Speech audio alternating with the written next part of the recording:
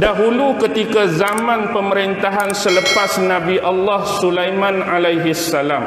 Nabi Sulaiman ni ialah anak kepada Nabi Allah Daud. Zaman Daud dan zaman Sulaiman adalah zaman cemerlangan, zaman kegemilangan besar bagi umat Yahudi. Ini adalah sebaik-baik zaman yang disebut sebagai Golden Age, zaman keemasan, zaman kegemilangan orang Yahudi.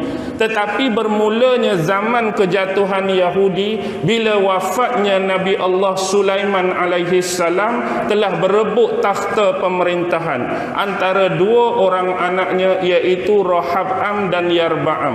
Maka kerajaan Israel berpecah kepada dua bahagian. Yang pertama bahagian utara, yang kedua bahagian selatan.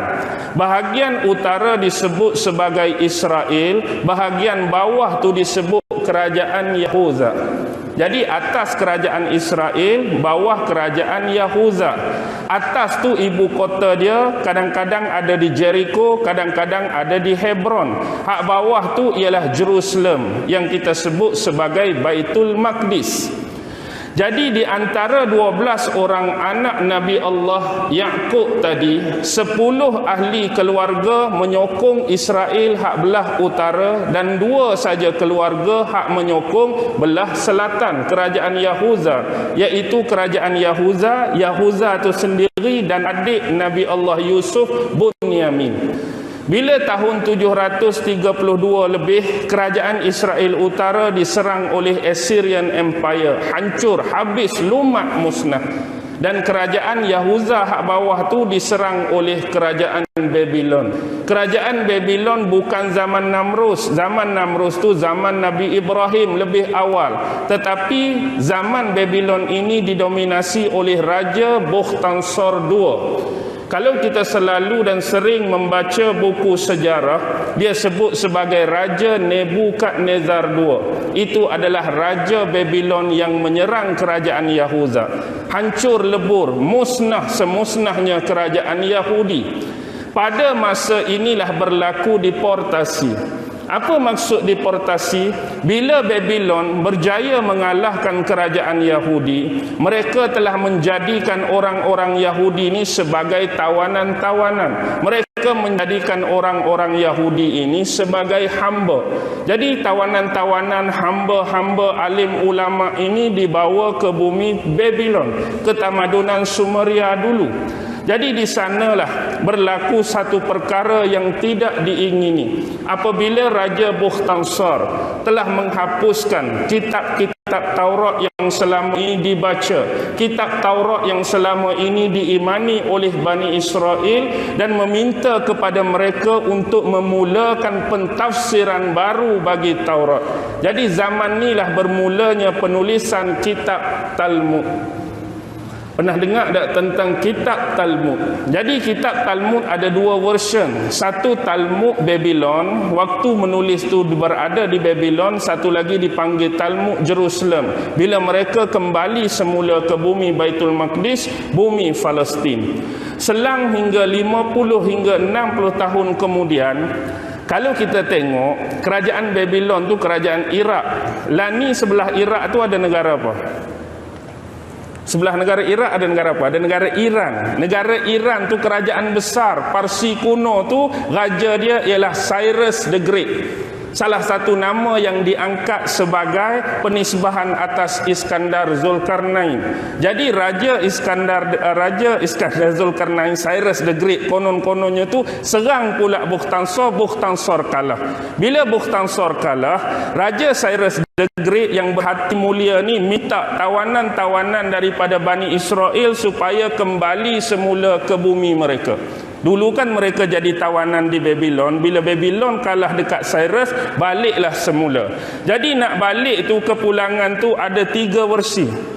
Kepulangan mereka ada 3 kali. Ada yang dimulakan oleh seorang Nabi, yang kedua dimulakan oleh Nabi Ezra, yang ketiga dimulakan oleh Nabi Nehemia. Ini adalah nabi-nabi dalam agama Yahudi, nabi-nabi dalam agama Bani Israel.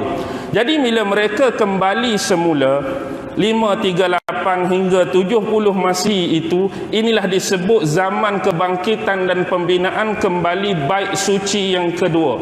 Sebab rumah ibadat mereka yang asal tu hancur pada Bukhtansa serang dulu, ni mari mereka nak bangunkan kembali. Jadi sepanjang sejarah panjang, bila mereka nak bangun kembali, Fir'aun, zaman Fir'aun Nekho pernah serang mereka, hancur pula, bangun lagi. Mari pula zaman Yunani, zaman Maharaja Nero, serang pula, hancur, bangun balik. Mari Rom hak terakhir, inilah zaman kelahiran Nabi Allah Isa alaihi salam. Lepas jatuh hak ni, mereka tak bangkit lagi. Jadi bila mereka bangkit selepas kejatuhan Turki Utsmaniyah 1924, mereka merancang satu gerakan Zionis yang cukup global dan tersusun, yang akhirnya tanah apa yang mereka kata diidam-idamkan itu telah menjadi milik mereka kembali. Walaupun asalnya tertubuh asal tanah haram Israel 1948 itu. Baik, itu sejarah secara ringkas. Jadi bila saya sebut benda ni secara awal, senang untuk nampak bagaimana mereka meraihkan hari-hari perayaan dan kebesaran dalam agama mereka. Sebagai contoh, orang-orang Yahudi, mereka membahagikan perayaan mereka menjadi dua bahagian. Satu, perayaan-perayaan yang ada penisbahan atas keagamaan. Maksudnya mereka merayakan sesuatu hari tertentu atas nisbah agama, atas nisbah ritual, atas nisbah peribadatan dan ubudiah mereka kepada Allah. Satu lagi ialah penisbahan atas nasional, bersifat umum semata-mata. Jadi hak agama ada 5 hari, hak umum semata-mata ada 3 hari. Jadi secara base mereka merayakan hampir 8 perayaan setiap tahun. Walaupun di sana ada perayaan-perayaan yang bersifat kecil, yang mungkin disambut oleh satu-satu kelompok tapi tidak disambut oleh kelompok yang lain. Jadi hak nisbah atas agama tadi, yang pertama, yang paling terkenal disebut Hari Raya Paskah. Hari Raya Paskah hari ini tidak dominan pada agama Yahudi, tapi Hari Raya Paskah hari ini dominan atas agama Nasrani. Kenapa jadi demikian? Baik, sebenarnya Hari Paskah ni jatuh 15 hari bulan pada bulan Nisan. Bulan Nisan kita sebut bulan yang pertama dalam kalender Yahudi. Setiap tahun 15 hari bulan Nisan. Nisan ni mengingatkan kita kepada jenama kereta kan. Dulu ada Datsun, ada Nissan. Datsun tu tak ada dah lah ni. Nissan tu ada lagi. Kalau Kelantan kita, dia jadi kena ada sabdu Nissan. Kalau Nissan tu Nissan karet ke? Kalau Nissan batu Nissan, tu lain tu, cuma kita nak sebut perkataan Nissan saat ni. Baik, kembali. Bila sebut 15 hari bulan, apa sebenarnya pentingnya Hari Raya Paskah? Sebenarnya Hari Raya Paskah ni nak memperingati tentang kisah Nabi Allah Musa alaihi salam. Pada hari raya Paskah yang mereka sambut, hari raya Paskah yang mereka rayakan, hari tersebutlah Allah membebaskan Nabi Allah Musa, Allah membebaskan Nabi Allah Harun dan Bani Israel yang mengikuti kedua-dua Nabi tersebut dan menyelamatkan mereka sewaktu mereka menyeberangi Laut Merah. Dan hari itu juga berakhirnya riwayat dan kehidupan seorang manusia yang angkuh, seorang manusia yang sombong, sehingga sepanjang hidupnya dia pernah mengaku bahawa dirinya itu Tuhan. Hari itu berakhir dan tamatnya riwayat Fir'aun yang dikutuk dan dilaknat oleh Allah. Jadi kita kata apa? Dengan peristiwa terselamatnya Nabi Allah Musa dan Bani Israel, pada hari tersebut Nabi Allah Musa berpuasa.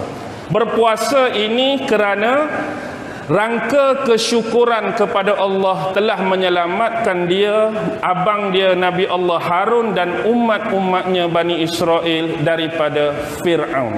Jadi berkebetulan bahawa tarikh hari terselamatnya Nabi Allah Musa tu jatuh pada 10 Muharram. Jadi sebab itulah bila Nabi Muhammad sallallahu alaihi wasallam berhijrah ke Madinah, dan bila Nabi berada di Madinah, Nabi melihat orang-orang Yahudi di Madinah. Di Madinah ada 3 Yahudi yang besar. Ada Yahudi Bani Nadir, ada Yahudi Bani Quraizah, ada Yahudi Bani Qainuqa. Di sana orang-orang Yahudi ini berpuasa pada tanggal 10 Muharram. Jadi Rasulullah bertanya, kes pertanyaan Rasulullah ni diriwayatkan oleh sahabat besar sepupu beliau Abdullah ibnu Abbas radhiyallahu anhuma.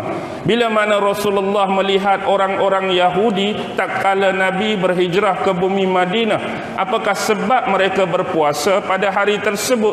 Lalu mereka mengatakan pada hari itu Allah telah menyelamatkan Nabi Allah Musa dan Bani Israel daripada kejaran Fir'aun. Jadi Nabi berkata, sesungguhnya Musa lebih berhak atas kami daripada kamu. Jadi Nabi Muhammad suruh sahabat-sahabat beliau pun berpuasa pada tanggal 10 Muharram. Jadi selepas beberapa tahun, umat Islam berpuasa bersekali dengan orang Yahudi. Dah 10 Muharram, orang Yahudi pun berpuasa, Nabi pun berpuasa. Nabi mencadangkan satu kelainan. Maksudnya pada tahun berikutnya, untuk membezakan antara orang Islam dengan orang Yahudi berpuasa, Nabi menyarankan kepada sahabat, bila mari Muharram tahun depan, kita berpuasa 1 hari awal, iaitu 9 Muharram. Tapi sayangnya Nabi tak berkesempatan untuk puasa pada Muharram akan datang kerana diwafatkan oleh Allah Subhanahu wa taala.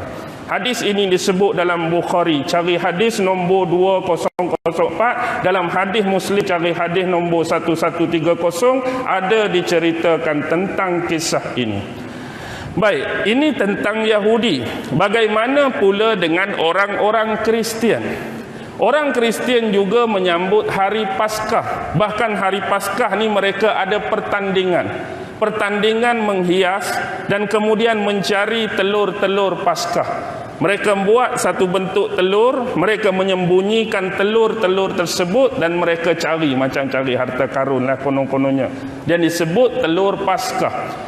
Kenapa kebetulan orang Yahudi sambut juga hari Paskah pada zaman Nabi Allah Isa alaihi salam? Kerana kebetulan pada itu, ni satu version menganggap hari disalibnya Yesus dan hari kematian Yesus itu jatuh pada hari Paskah.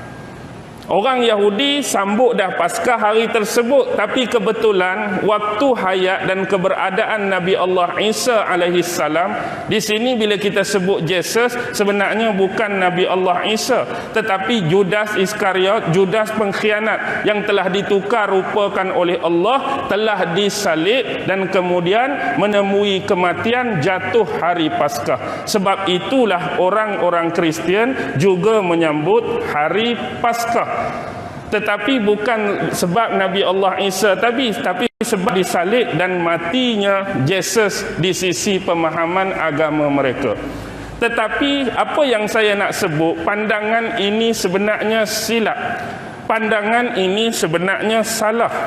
Orang-orang Kristian bukan menyambut Paskah sebab disalib dan matinya Judas Iskariot atau mereka sebut sebagai Yesus. Tapi sebenarnya hari Paskah yang betul ialah 2 hari kemudian. Sebab dalam versi Kristian, bila yang disalib, yang dikenali sebagai Yesus tu mati, hari pertama mati, hari kedua mati, hari ketiga mati, kemudian dia bangkit kembali pada hari yang ketiga. Seolah-olah gambaran dalam version agama Kristian, Judas Iskariot ataupun Yesus ni berjaya melawan takdir, mengalahkan maut dia untuk dia hidup kembali. Jadi dia hidup kembali itu, dia bertemu dengan sahabat-sahabat dia buat kali yang terakhir. Sahabat merujuk kepada Hawariyun Nabi Allah Isa alaihi salam. Kemudian dia diangkat oleh Allah Subhanahu wa taala. Ingat, kita hari ini beza kita sikit saja dengan agama Kristian. Agama Islam, Nabi Isa tu tidak disalib, tak mati. Jadi Nabi Isa tu Allah terus angkat. Waktu Yahudi merancanakan untuk menangkap dan menyalib dia, Allah angkat terus. Kita yakin Nabi Isa diangkat oleh Allah dan akan diturunkan kembali sesuai dengan kehendak Allah waktu dia, wallahu alam. Tapi sedikit berbeza dengan orang Yahudi, sebenarnya Allah tukar rupa Judas tu. Tapi bagi orang-orang Kristian, mereka kata tu dah Nabi Isa. Jadi yang kena salib tu Nabi Isa, yang mati tu Nabi Isa, yang hidup kembali pun Nabi Isa. Kemudian diangkat, sama-sama diangkat, cuma hak ni ada cerita sikit. Diangkat selepas mati 3 hari dan juga akan diturunkan. Jadi tunggu. Orang Islam pun tunggu Nabi Allah Isa nak turun kemudian hari. Kristian pun tunggu. Jadi orang Yahudi dia tak tunggu, sebab bagi dia Nabi Isa dah mati di tiang salib tu. Nabi Isa lama dah mati di tiang salib tu, Isa dah mati. Tak ada dah Isa akan datang buat kali yang kedua. Tapi sebenarnya dia duk tunggu siapa dia? The last Messiah dia. Siapa dia? Hak mata sebiji tu lah. Hak mata sebiji anak keluar tu lah bagi dia penyelamat bangsa Yahudi, iaitu Sang Dajjal.